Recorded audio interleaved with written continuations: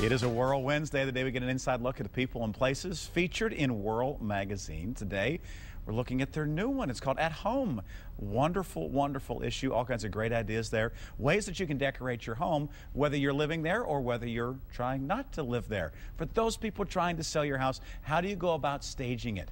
I'd like to welcome in a couple of ladies here from Whirl magazine. The editor-in-chief, Christine Thompson, is here, and Mary Fosnock, also the owner of Feels Like Home Interiors.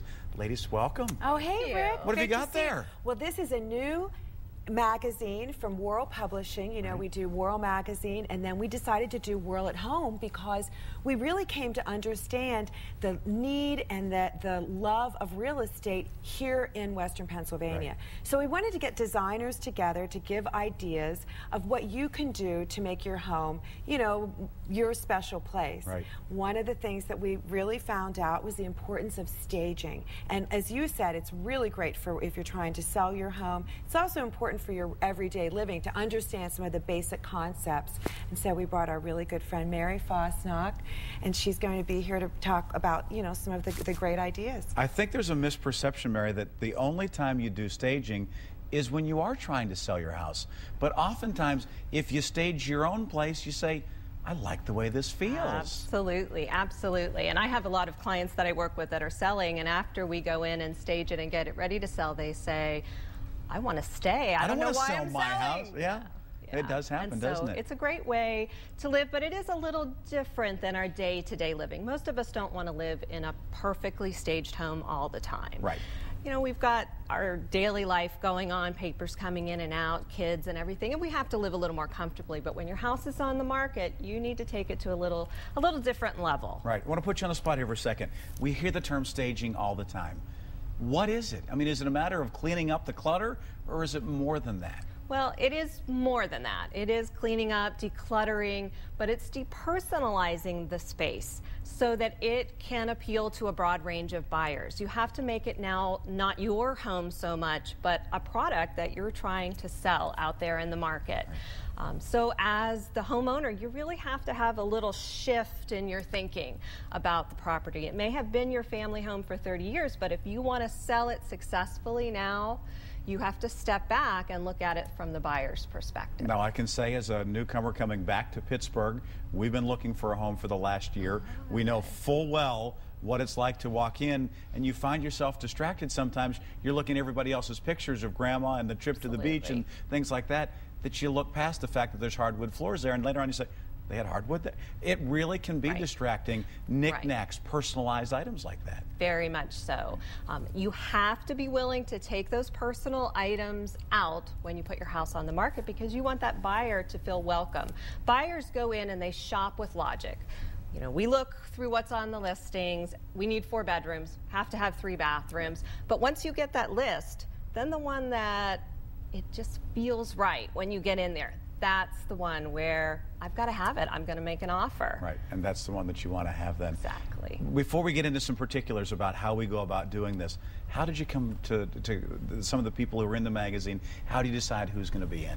Well, really, we really want our reader to use this magazine as a resource to understand there are all of these local experts here who can make a difference for us. We know that our real estate market has been very stable and that the businesses here have done very well. Mary's business, which is called Feels Like Home Interiors, and it is in Venetia, PA, but she will travel all over, anywhere, and she has clients everywhere, with someone who came to us and said, you know, I want to get the word out about my business. I want people to know. I know there are clients out there who really have a need for her staging expertise as well as her other interior design concepts. And so that's really what we wanted to do to profile those people. Okay, well, let's get at it. Let's find out exactly what we got on. Okay, move up in the chair here a little bit because it's fascinating. We've got some towels here. We've got some paint swatches. Everybody has to have a roller when you're... Apples and wrapping paper and the toothbrush. That's what I don't get. Let's start with the toothbrush. All right, let's go. What do you got? Well, you know, when you're getting your house ready to sell, you have to clean like you have never cleaned before. And literally, a toothbrush can be your best friend when you're doing that because you need to get into every nook and cranny. And you know, I don't clean my house this way on a weekly basis, but when I'm selling a house, this is what you do. And you look at every corner, up and down, inside every cabinet, closet, everything Open gets a shower, see meticulously. grout lines that have got mold. Yeah. Yes, exactly. Right. So that's the first step. Okay. Clean it up. What about wrapping paper? What's Well, that? the wrapping paper is, you know, artwork and adding some color can be fantastic, but it can be expensive to go out and buy a lot of new art. A really quick and easy tip, and you can use those photo frames, take out your personal photos, and you can find some really nice graphic, colorful wallpaper, put them in the frame, hang them back on the wall. Voila, you have practically no cost artwork that can really jazz up a space. Cute. I think I'm going to do that in the kids' playroom, though. Thanks, Mary. Right. So wrapping paper or wallpaper, either one Cute works just the idea. same. Absolutely. Really cute. Just not wallpaper on the walls. If you have the wallpaper on the walls and you're selling, it's probably time to get that down. Does that need to come down beforehand, or do you Yes. put it on the market for a while and say, we'll see if someone takes it and then Because change? most of your buyers are going to walk in and say, you know what, I'm no longer willing to deal with wallpaper. We've done it before. It's a pain. They don't want to do it. They want it move-in ready. So neutral palette? Neutral colors, warm neutral colors on the walls, and then you add your pops of color and a little bit of a bling factor. You can just do simple things like adding some jewelry to your cabinets that just give the extra little pizzazz, updating your light fixtures, all of those little touches. And even cabinets from the 80s, for instance, oftentimes didn't have hardware. No. It's as simple as a drill going through there, putting a new knob on there. A few dollars per knob. Let's look at some of this. This was a before and after look of the same kitchen. It's hard to believe it's the same one. But look at the difference in the lightness and the brightness.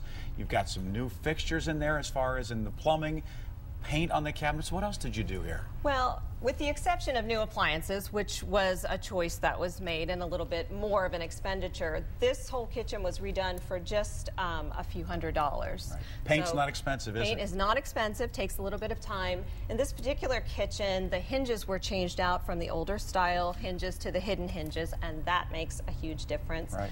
Then just adding some nice Wallpaper's decorative gone.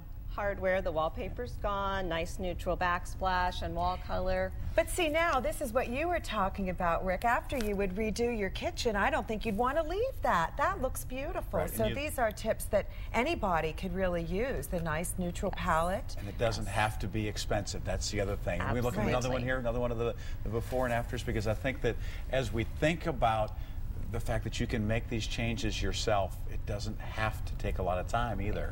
It sometimes can be pretty intimidating. Ladies, thank you very much for being thank here. You. Thank you New for having edition us. is out. Whirl at Home. Look, we've all got them. Everybody's reading it. It's a great new magazine, Whirl at Home. It's out there for great ways that you can update your home. You'll see more of those before and afters. It's on newsstands right now, so pick up a copy of it. I'm sure you will enjoy this new edition. We've got a whole lot more coming up right here on Pittsburgh Today Live.